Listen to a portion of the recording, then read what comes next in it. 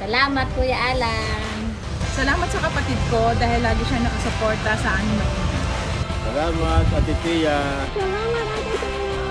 Salamat sa partner ko kasi hindi niya ako iniiwan hanggang ngayon. Nandito pa rin siya sa tabi ko. I love you.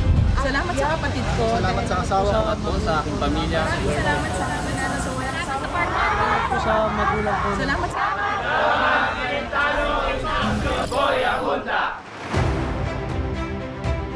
Ang paggalinga at pagpapatuloy sa mga may sakit ang naging misyon niya sa buhay.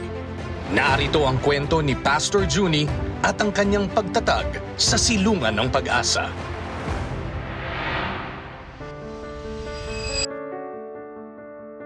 Na-diagnose po siya ng yolk tumor and germ cell tumor, ovary cancer po.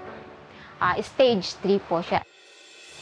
Nung time po na yun, nung hindi pa po kami na-refer dito po sa Silungan, sobrang hirap po talaga. Kasi like po sa pamasahe, tapos San Mateo, Rizal pa po kami iuwi. Pero nung na-refer na po kami dito sa Silungan ng Pag-asa, malapit na lang po kami sa PGH, pwede pong walking distance. Then, list na po sa mga namin gastos. Sobra pong laking tulong. Una-una po, sa tutuluyan pa lang po, sa pagtanggap po sa amin ni Pastor. Kasi kung hindi po kami tinanggap, siguro po baka sa gilid-gilid lang po kami tutuloy o hirap pa rin kami magpabalik-balik. Sa sitwasyon niya po kasi dalawa sila, PWD anak ko. Tanggap na tanggap yung kuya niya kung sa sitwasyon niya. Saka yung dumating naman yung sakit niya. Yung, alam mo yung, hindi mo alam yung gagawin para kang saan ka tatakbo? Bakit nangyari? Bakit ano yung... Pero nung napunta kami ng Silungan, andun yung pangarap din ni Pastor sa amin kung bakit binigay ng Lord yung ganong yung mga pagsubok, yung dasal, kapit sa Diyos. Hindi ka bibigyan ng Panginoon ng pagsubok na alam niyang hindi mo kakayanin, yung mga ganon po. So yung mga ganon na prayer ni Pastor para sa mga anak namin, para sa aming pamilya, yun yung isa din sa mga inugutan namin mga lakas, mga nanay. Ang naging sakit po niya nung 2 years old siya ay acute lymphoblastic leukemia. Isang klase po siya ng cancer sa dugo. Malayo po kasi ang bahay talaga namin. Kung meron po kasi siyang session ng chemotherapy na everyday, parang 5 days po na dire-diretso. Kung uuwi po kami sa bahay, mapapagod po siya masyado. Kaya malaking bagay po na meron kaming nauuwian dito na malapit lang. Siguro hindi po namin matatapos yung yung chemotherapy niya kung wala po yung silungan. Ang pinakamahirap na parte po nung nagpapagamot siya, parang sa araw-araw po na meron kaming nababalitaan ng mga kapasyente niya na nawawala, parang lagi pong nababagabag ba ako na minsan gabi nagigising po ako na bigla ko pong titingnan siya kung humihinga pa. Hindi na po ako humihingi sa Diyos. Parang bawat araw po, nagpapasalamat na lang ako na nandyan pa siya. Parang gano'n na lang po. Actually, nabuo ang Silungan ng Pag-asa dahil sa yung nangyari nga sa anak namin na nagkasakit.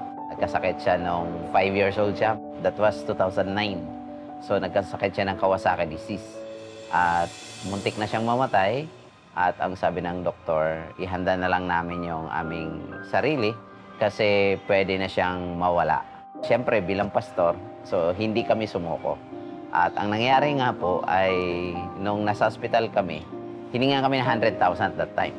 Pero sabi nga ng doktor, kung wala kayong 100,000 ngayon, ay labas muna kayo sa hospital. So, yung feeling mo na, na mawawala na yung anak mo tapos kailangan mong lumabas kasi wala kang 100,000.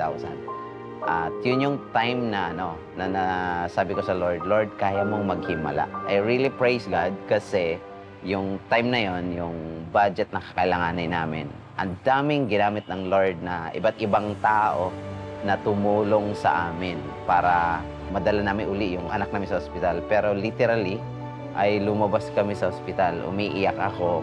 Doon ko nakita na ang daming natutulog sa gilid ng hospital. Sabi ko sa kanila, bakit kayo nandyan natutulog?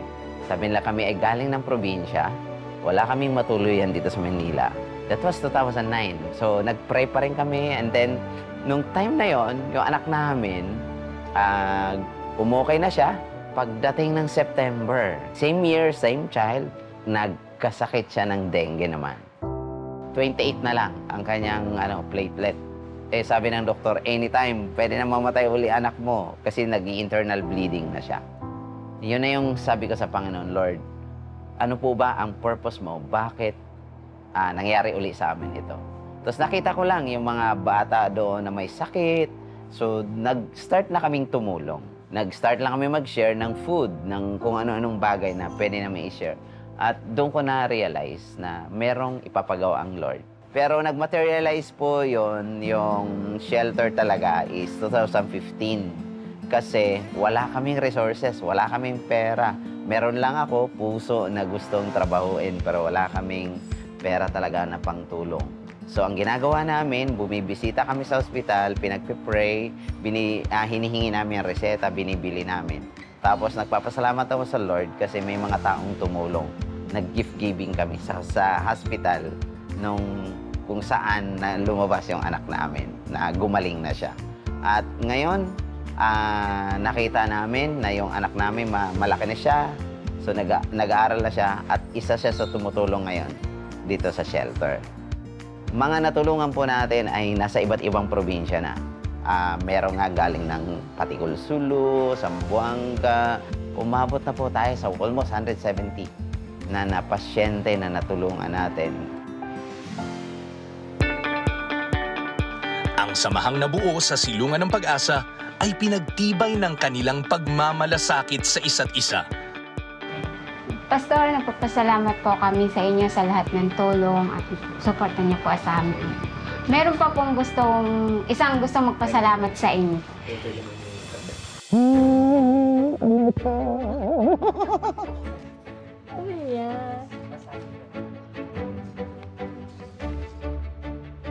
Dear Pastor Junie, kahanga-hanga ang kabutihan na ipinakita mo lalong-lalo na sa mga taong nakikipaglaban sa kanilang sakit.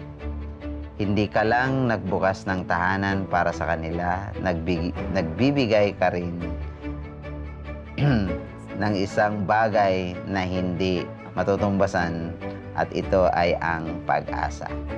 Mabuhay ka at dasal namin na marami pang tao ang tumulad sa iyo para magbigay ng pag-asa sa mas nakakarami. Kasama ni Ate Pia, Tito Boy at lahat ng bumubuo ng Cayetano in Action with Boy Abunda, taos puso kaming nagpapasalamat sa iyo. Muli, maraming salamat. Nagmamahal, Kuya Alan Cayetano. PS, maaari ka ba naming maimbitahan sa studio upang personal na mapasalamatan? Thank you po. Siyempre po, willing kami na ma-meet namin kayo. Thank you. Maraming salamat sa inyong pagdalaw sa amin dito sa CIA. At maraming salamat kaya Junior. Doktora, maraming salamat. Thank you so much din po, Tito Boy. Ano, Kuya Boy, ang pumasok sa mind ko while watching the video, no? I mean, now, while we're talking about it, yung nasa Bible din, Pastor, na faith without action is dead. May napanood ka o may nakita ka, tapos naawa ka, tapos nag-pray ka, Lord, sana tumulong ka. Pero minsan bigla kang magigising, sandali lang.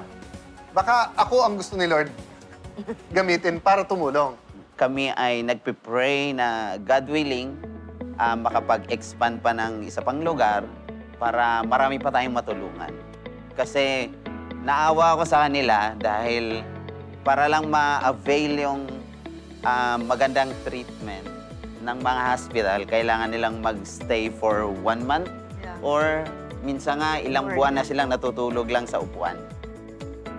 Kaya kami ay in-extend namin yung tulong sa kanila. Titira sila sa shelter natin ng libre, pati pagkain nila libre. Pastor, thank you very much na you have faith. Thank you very much, Doktora. But thank you that you took it a step further. The resources that God has given these people are used. So, from the bottom of our hearts, thank you. And we really want to help. No, we really want to help kasi ano talaga, it's a need that And kaya naniniwala ako sa sinabi nyo dahil labas-pasok yung mga bata, pamilya doon, sa hallway. Nakita ko talaga yon. Kaya the need to support them outside. And ang ganda rin naman na kahit papano makalabas ng ospital kasi lalabas-pasok din yun eh. At least doon sa shelter nyo, para silang nalayo din ng konti doon sa ospital. Parang para silang living a normal life bago sila babalik na naman para magpa-treatment. So, God bless you. Ito ay token lang ng aming tulong na umpisa pa lang sa tulong na maaasahan nyo from CIA with BA. Thank you so much. Maraming salamat. Thank you, Kuya Alan. Thank you, Ate Tia. Thank you, Tito God Boy. be all. Yes, thank you, Lord. What is important to realize, what is important to know at this point is that masarap tumulong doon sa mga may sakit, pero kailangan maalala ho natin na may pamilya po yan na nakapaligid. Importante na suportahan din natin ang mga pamilya, and that makes it doubly expensive. Kaya kailangan magtulungan. Maraming salamat sa inyong dalawa. Maraming salamat. Mabuhay kayo. Mabuhay ang silungan. Ate Tia. Sa ating pagbabalik naman ay meron tayong mga regalo na ipamimigay. Lahat ng ating audience ay mag-uwi ng regalo at tayo maglalaro ng Alan Piapin. Kung saan ang ilan sa atin na may mag-uwi ng 2,000, 3,000, 5,000 and 10,000 pesos. At magaganap lamang yan dito sa... May